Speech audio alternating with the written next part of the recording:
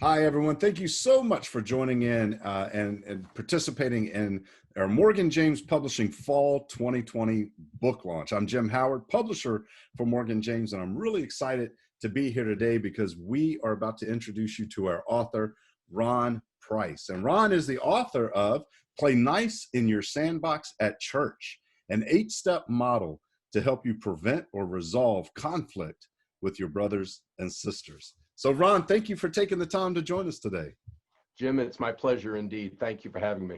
Oh man. And with this title, I cannot imagine, I can only imagine that we're going to step on some toes with this book. We're probably going to open up some conversation points that we need to have. And if we honestly take a deep look in ourselves, we're going to find that we're fitting some of the categories that you talk about in your book. I can already tell. But how did you come up with this title, Play Nice in Your Sandbox at Church? You know, Jim, I got to tell you, I often tell people it's the dumbest title I've ever heard of.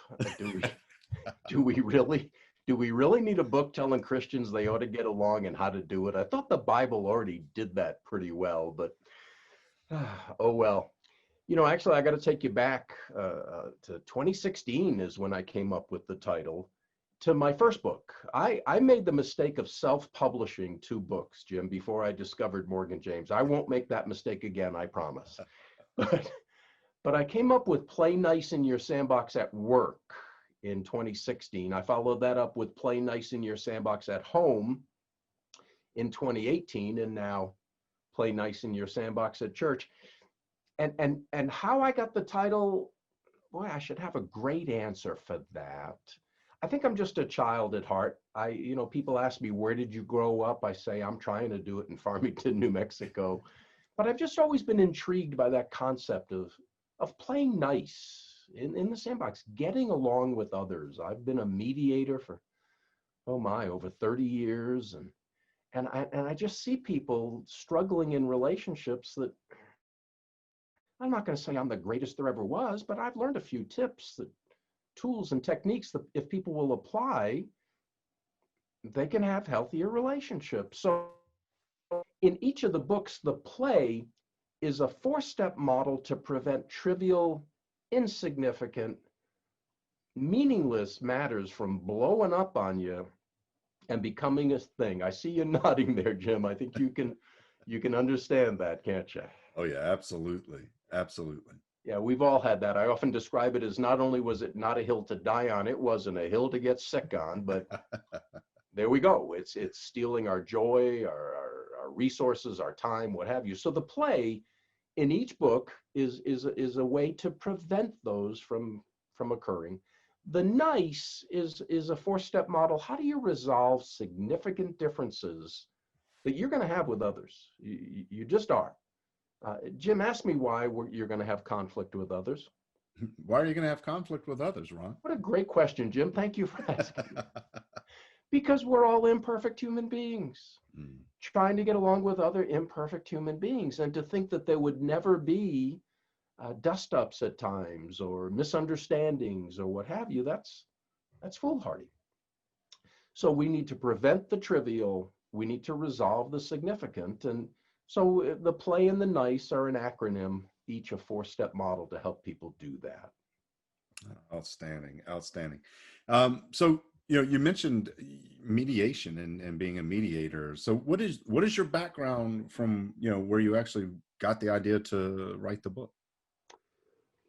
I have a bachelor's of arts in sociology from the University of Rhode Island and a master's from the University of New Mexico. And again, boy, how much time do we have for this interview? I got a divorce in my BC days, as I call them, before Christ came into my life. But it rattled me. I didn't see myself as getting divorced, and it shook me in a lot of ways. And about 8 years later, I saw that our district court was starting a new program called divorce mediation. If people are getting divorced and they have children, rather than a judge telling them, hey, this is what you're going to do with your children, that doesn't make any sense. They were court ordered into mediation to see if they could resolve it themselves. And so I did that program for 29 years. For 29 years, I put myself between people who didn't like each other very much. And if that doesn't Wow. tell you I'm a sick man, I don't know. I don't know what will, but it was always a joy. It was always a joy when I could get people to stop working at each other, or against each other, I should say, and come on, let's work together. So I've just been intrigued. I've been to so many trainings on alternative dispute resolution and relationship training and so forth, that it just seemed like I look back and I see that God was opening up doors and leading me to the path that I find myself on now. Mm, outstanding. And, you know, the truth is, Ron, what you're saying is so true, and it resonates because I think we've all seen it or witnessed it. I know I've been a part of a few churches where there's been not only division, but division to the point of church splits, where people leave the church in groups because of misunderstandings that, if handled properly in the beginning, never would have grown to the size that it caused that kind of hindrance. And it's not just church. I love the fact that you come from play nice in your sandbox at work and at home and at church, because these types of conflicts pop up all the time. If you could share one gem out of the book with our reader, with our watcher, our viewers today, if you could share one, what would that be? You know, it'd probably be the L in the play acronym. It's love yourself as you love your neighbor. Mm. And I say that, and people say, well, Ron, don't you have that backwards? Isn't the Bible verse love your neighbor as you love yourself? Yes, it is. But that's the problem, Jim. We do love our neighbor the way we love ourselves. And most of us have a difficult time loving ourselves. Mm. Most of us, we've heard that put down voice in our mind forever that says you're not this enough, or you're not that enough, or you're too much this, or you're too much that. We know we have a spiritual enemy who's always on the prowl, seeking to divide and conquer and destroy us because we've accepted Christ as our Lord and Savior. And so we fight that battle of self-acceptance and self-worth and so forth. Well, Jim, if I don't love myself, and I'm going to love my neighbor as I love myself, I'm not going to love my neighbor very well, am I? So here's the focus that I'm applying, and it's a daily struggle, but I need to know and know that I know that the eternal God of the universe loves me. Mm-hmm. And I have ample reason to believe and accept that.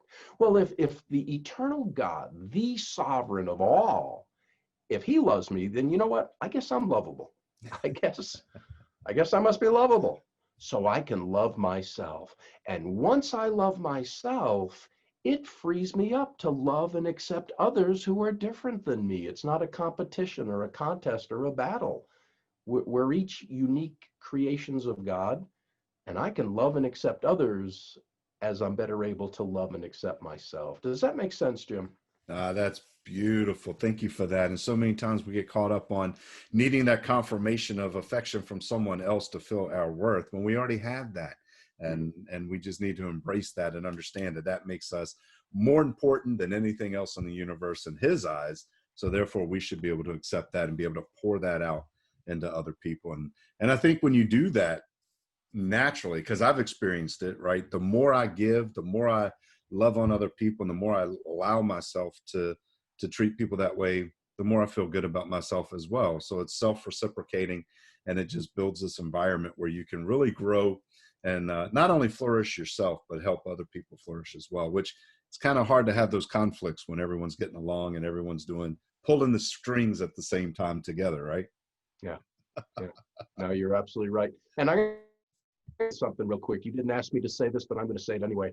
I'm thrilled to be part of the Morgan James family, because that's your whole organization. Everyone I've dealt with has had that expressed either verbally or just by their actions, that you folks care. You want authors to succeed, and it's not just about what's in it for Morgan James by any stretch of the imagination. So thank you for that. Thank you for giving as you've been led to give.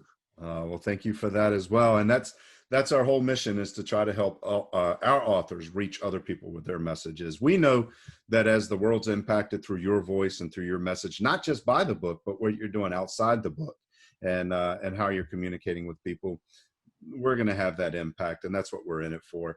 And your book definitely, I think, will have that impact if people pick it up and read it and start to understand it and apply it. And Ron, thank you for taking the time to dive into this and do the hard work, roll up your sleeves and get involved in other people's lives and help them understand how they can get through difficult times, like dealing with conflict, no matter where they are. How can our viewers, if someone's watching this today, or if they've read the book, or maybe have already ordered the book, how can they get in touch with you?